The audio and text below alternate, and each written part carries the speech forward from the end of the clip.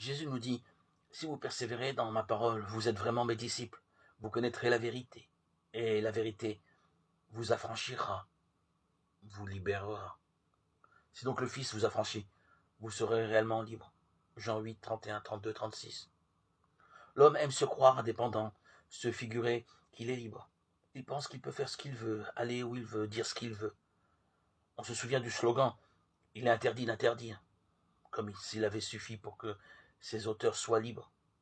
L'homme reste esclave de ses passions, de ses envies immodérées, de son incurable orgueil.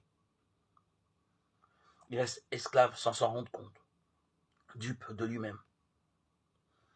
Ainsi, par exemple, l'infidélité conjugale sera considérée comme une source d'épanouissement, les insultes comme une liberté d'expression, la violence comme de la légitime défense, la malhonnêteté comme juste par rapport aux personnes aisées, et on pourrait continuer la liste. Dieu nous a vus sous cet esclavage du mensonge.